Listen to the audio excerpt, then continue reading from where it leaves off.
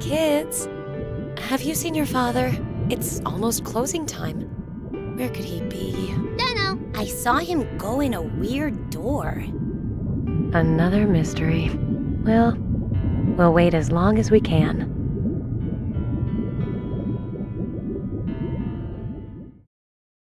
Octodad, Deadliest Catch was the first release from the college group project turned game development company Young Horses. You may also know them from baby's first body horror simulator Bugsnax.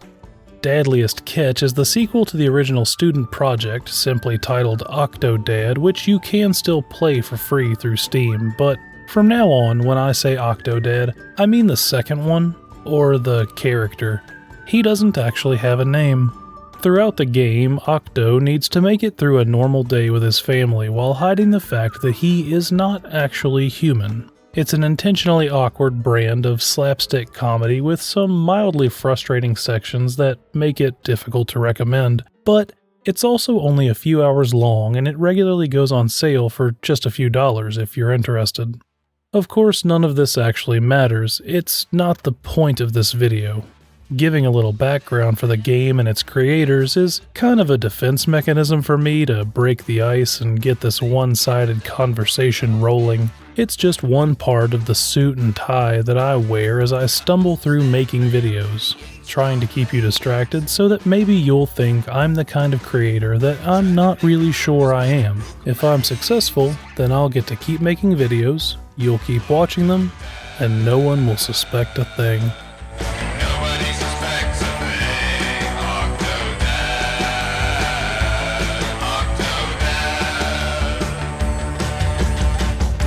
It's been over 10 years since the first time I played Octodad, at least until needing to record footage for this. Still, it's a game I've thought about often because it portrays a part of life that I've rarely seen explored in other games, that being the feeling of struggling to fit in. In its own silly way, the game is a great metaphor for the struggle to be a part of something, like a clique or a community, or even a family. Twisting yourself up into knots for something that you desperately want but that you fundamentally don't feel would want you, or at least not the real you. Octodad is an invertebrate, meaning that, much like myself leaving a buffet, he can't even stand up, much less walk around, without constant effort. Just being with the family that he loves forces him to hold himself in the shape of the man he thinks he needs to be for them to love him. And it's not hard to imagine how exhausting it would be to have to constantly push and pull yourself to be something that you're not. In fact, I think I can relate. Whether it be trying to make friends at school, or putting on a professional face at work, or trying to fit the role of a good parent, life is a constant exercise in trying to fit into some social mold or ideal version of what we think we should be, and failing to fit in is terrifying. Octodad's situation is comically exaggerated, but like anyone who hides behind a mask, he knows, deep in his non-existent bones, that if they knew the real him, he would lose them. And so he forces himself into the shape of a man, and a partner, and a parent to the best of his ability, despite the fact that he is an octopus and couldn't possibly know what those things really are. The morning starts simply. We do chores around the house, and we take the family to the grocery store, constantly aware of this little bar at the bottom filling up with suspicion. The judgment that we have to avoid to be happy. Just be normal. Why can't I be normal? What do I do with my hands? Stop being weird. Everyone is looking at you. When Scarlet, the Octo wife, tells the family that they'll be taking a trip to the aquarium, Octodad refuses. He doesn't want to go for reasons that seem pretty obvious to us. The aquarium is a place where he might be seen. Really seen.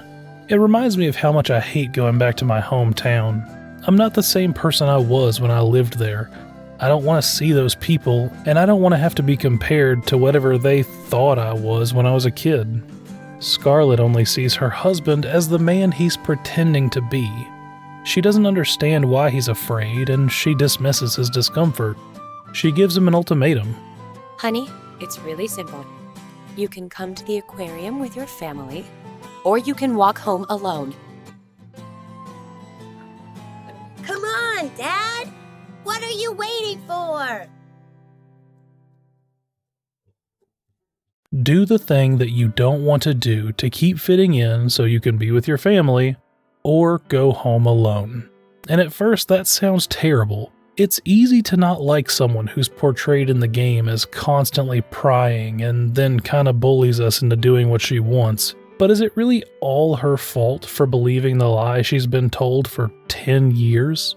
Why can't her perfectly normal human husband just go to the aquarium with the family? And when she tries to ask him about it, he won't tell her. If you don't know that someone needs special care, and they do everything they can to hide that fact, is it your fault for not knowing and treating them as typical?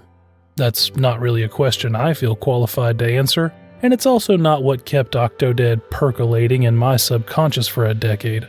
What did stick with me is his relationship with his daughter Stacy. Stacy is 8 years old and filled with levels of imagination and wonder that I'm not sure I've ever personally experienced. Mom, can I be a fish someday? Well, in the infinite universe, anything is theoretically possible. Then I will be a majestic space fish as big as the sun and swim to planet Unicorn. Stacy sees the world differently than the rest of her family. She's a free spirit who isn't afraid of not fitting in. She still believes in magic and unicorns. She releases her butterfly hair clips into the backyard so they could return to nature. And despite doing everything he can to hide the truth, she's the only person who has known all along that her dad is, in fact, an octopus. It's an octopus! It's Dad! Nobody else knew?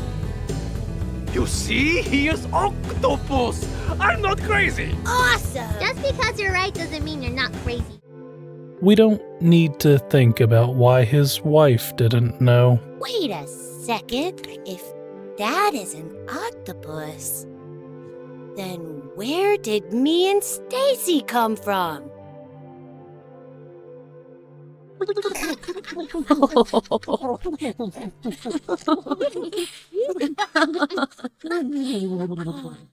Seriously. It's only revealed at the end of the story that Stacy already knew, but it's good to establish that so we can go back to the aquarium. Each family member gets their own level, but Stacy's is the one that matters, and it has two distinct points that work together. You meet her in the deep sea section. It's an area that teaches kids about the dark, scary places at the bottom of the ocean. As you enter, the power goes out, and Stacy cries out for you. Don't run off without me. Okay, Dad? Dad, if I get lost in here, come find me. She's alone and afraid, lost in the dark, and she wants her dad. That seems natural, but as we've already established, she knows what he is, and she still calls out for him because what she loves isn't the man he's pretending to be, but the dad that he already is, Octo or not. It's a powerful moment that stays wonderfully understated. I mean, I'm stating it, but the game doesn't, because why would it need to? For Stacy, he's just her dad. Sometimes I dream about swimming in the ocean and hearing something calling from deep below, calling me towards it. It turns out to be a seahorse branch. About halfway through the level, the path is blocked by one of the aquarium's scientists.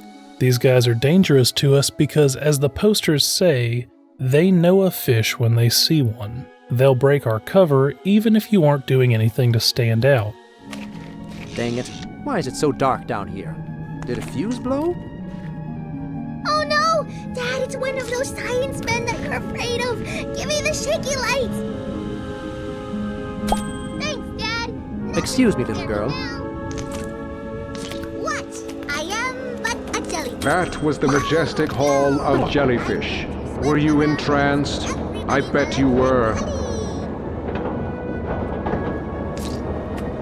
When Stacy sees the scientist, she takes the light and uses it to distract him so that you can slip by.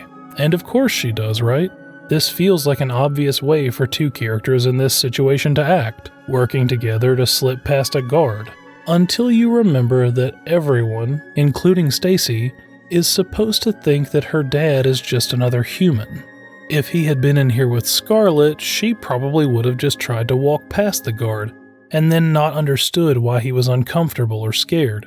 But in this moment, without him having to say anything, Stacy understands who he is and why he's uncomfortable. She finds a way to help him, and she does it without having to be asked and without talking about it afterwards. She just does it because she loves her dad and she knows it's what he needs. Hold on, Dad! I'm coming over to help!